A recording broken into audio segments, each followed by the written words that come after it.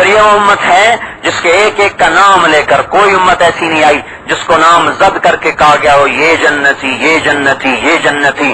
یہ امت ہے جس کے بارے میں اللہ کے نبی نے کہا ابو بکر فی الجنہ، عمر فی الجنہ، عثمان فی الجنہ، علی فی الجنہ، طلحہ فی الجنہ، زبیر فی الجنہ، سعد فی الجنہ، سعید فی الجنہ، ابو عبیدہ فی الجنہ، عبد الرحمن بن عوف فی الجنہ.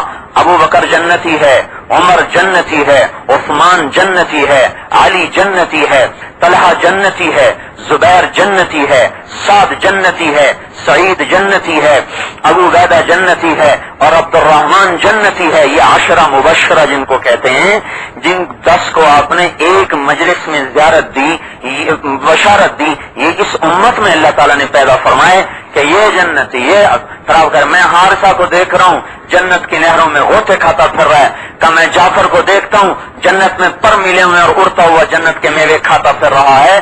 یہ اس امت کو اللہ نے عزت اور فضیلت بخشی، کوئی امت ایسی نہیں آئی.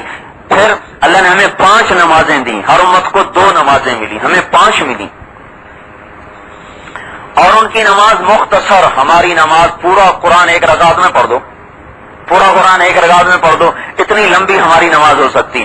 چونکہ وہ اپنی نماز میں کتاب نہیں پڑھتے تھے، کتاب تو ان کو یاد نہیں ہوتی تھی، ان کی نماز صرف ذکر ہوتا تھا، تسبیح ہوتی تھی، اپنی کتاب کی تلاوت نہیں. ہم کہو اللہ اکبر الحمد سے شروع کرو.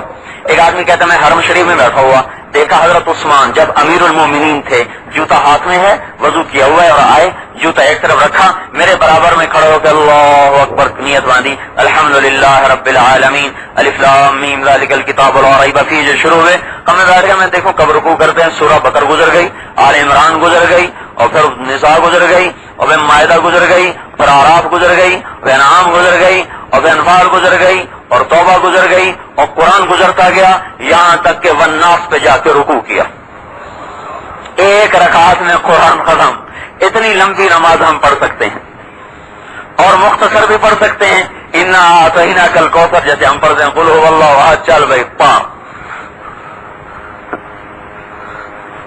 سمت کو اللہ نہیں دے بخش. پہلی امتیں زکات نہیں کھا سکتی تھی، زکات اوپر رکھی جاتی تھی، اوپر رکھی، فرض زکات اوپر رکھی جاتی تھی پہاڑ کے اوپر. تو آسمان سے آگ آتی تھی اور جلا دیتی تھی، تو پتہ چلا کہ پاک مال ہے، قبول ہو گیا. جو قبول ہوتا تھا نا جل جاتا تھا، اور جس کا مال حرام ہوتا تھا، رشوت کا، سود کا، جھوٹ کا، چور بازاری کا، وہ اپنی زکات اوپر رکھتا تو اس کو آگ جلاتی نہیں تھی، تو سب کو پتہ چل جاتا تھا کہ یہ حرام کماتا ہے. اب یہاں تو کسی کو پتہ نہیں چلتا کہ وہ حرام کون کھا رہا، حلال کون کھا رہا. لیکن اللہ نے اس امت کا یہ حال تھا کہ اگر پیسہ آگ نہیں آئی تو سب کو پتہ چل گیا کہ یہ حرام کھاتا ہے. لیکن ہمارے پردے ایسے رکھے ہوئے ہیں، پتہ ہی نہیں کسی کو کون حرام کھاتا ہے. جس کو جس سے واسطہ پڑتا اس کو پتہ چلتا ہے تو یہ بیچارہ گرفتار ہے اس مصیبت میں. پتہ نہ واسطہ نہ پڑے تو کیا پتہ کون کیا کھا رہا ہے، سود کھا رہا ہے، حرام کھا رہا ہے، جھوٹ پہ ہے، رشوت پہ ہے. اور کسی کو، کیونکہ ہماری زکات جلانے کے لیے نہیں ہے، ہماری زکات ہے تو خذ من اغنیائہم وترد علی فقرائہم، مالدار سے لی جائے گی، غریب کو دی جائے گی. ان کے پاک مال کو جلایا جا رہا اور ہمارا حرام بھی آگے چل جاتا ہے. بلکہ اور سنو، جو اس امت کے ساتھ جو اللہ کا لاڈ کا معاملہ، لاڈ کا، ایک بدو آیا، یا رسول اللہ میں تو ہلاک ہو گیا. کب کیا ہوا؟ کہ میں نے روزے کی حالت میں بیوی کے پاس چلا گیا، روزے کی حالت میں بیوی کے پاس چلا گیا، میں تو ہلاک ہو گیا، اب میں کیا کروں؟ تو آپ نے فرمایا تو ایک غلام آزاد کر. کہا میں تو اپنی جان کا مالک ہوں، غلام کہاں سے آزاد کروں، میرے پاس تو ایک دمڑی کوئی نہیں. تو آپ نے کہا پھر 60 غریبوں کو کھانا کھلا. تو کہنے کا مجھ سے بڑا غریب کون ہوگا، میں اور کس کو کھلاؤں؟ تو آپ نے کہا پھر 60 روزے رکھ. اس نے کہا ایک روزے میں یہ کیا ہے تو 60 روزوں میں کیا کروں گا؟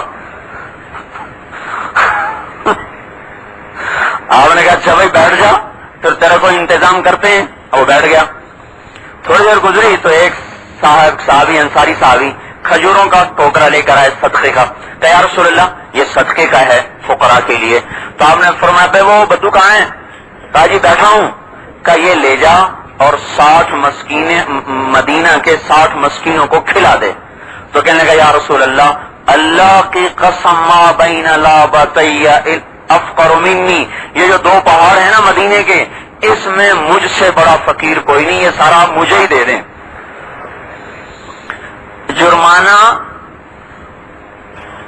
خود لینا چاہتا ہے تو آپ مسکرانے لگے، اچھا چل بھائی تجھے ہی دے دیا، پر یہ صرف گنجائش تیرے لیے ہے، کسی اور کے لیے کوئی نہیں. تو میرے بھائیو، سوچنے کی بات یہ ہے کہ اس امت کو یہ عزت کیوں ملی، یہ مقام کیوں ملا، یہ فضیلت کیوں ملی؟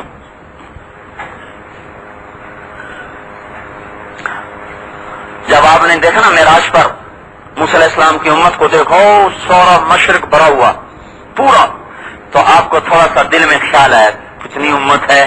جبریل علیہ السلام نے فرمایا کیا خیال کر رہے ہیں، ادھر دیکھیں، اپنی امت کو دیکھیں. امت تو چاروں آسمان کے کونوں پر امت ہی امت بکھری ہوئی نظر آئی. کئی آپ کی امت ہے، آپ سے بڑھ کر دنیا میں کسی کی امت نہیں ہوگی. اس امت کو اللہ پاک نے جو چنا اور جو منتخب کیا اور جو چھانٹا اور جو پسند کیا، میرے محترم بھائی اور دوستو، وہ ایک ذمہ داری کی وجہ سے ان کو منتخب کیا، ایک مقصد عظیم کی وجہ سے ان کو منتخب کیا. اللہ تعالیٰ نے 1,24,000 نبیوں کا سلسلہ جاری فرمایا، جس کو آخر میں ہمارے نبی پاک صلی اللہ علیہ وسلم پہ بند فرما دیا. پھر آپ کی ختم نبوت کی برکت سے اللہ تبارک و تعالیٰ نے وہ کام جو نبی کرتے تھے، نبی کیا کام کرتے تھے؟ مبشرین و منذرین. نبی اللہ تعالیٰ کا پیغام سناتے تھے، خوشخبریاں سناتے تھے، اللہ کی رحمت بتاتے تھے، اللہ کا عذاب بتاتے تھے، اور لوگوں کو اللہ کے حکم پر چلنے کے لیے تیار کرتے تھے. اللہ تعالیٰ نے یہ کام اس امت کی طرف منتقل فرما دیا. کیا میں نبی کوئی نہیں بھیجوں گا؟ تم آخری امت ہو، یہ میرا حبیب آخری نبی ہے، اس کے بعد نبی کوئی نہیں، تمہارے بعد امت کوئی نہیں، لہذا تم سارے کے سارے اپنے نبی کے بعد پوری دنیا میں میرے پیغام کو اس طرح پہنچاؤ گے جیسے میرے نبی پہنچاتے تھے. اس تبلیغ کے کام کی وجہ سے اس امت کو اللہ تعالیٰ نے عزت بخشی ہے. اچھا، اب یہ جو تبلیغ کا کام ہے یہ ہمارے ذمے صدیقیہ مسجد کی وجہ سے نہیں لگا، نہ رائمنڈ کی جماعتوں کی وجہ سے لگا ہے، نہ تبلیغی جماعت کی وجہ سے لگا ہے. تبلیغ کا کام ہمارے ذمے لگا ہے اللہ کے حکم کی وجہ سے، رسول پاک صلی اللہ علیہ وسلم کی ختم نبوت کی وجہ سے.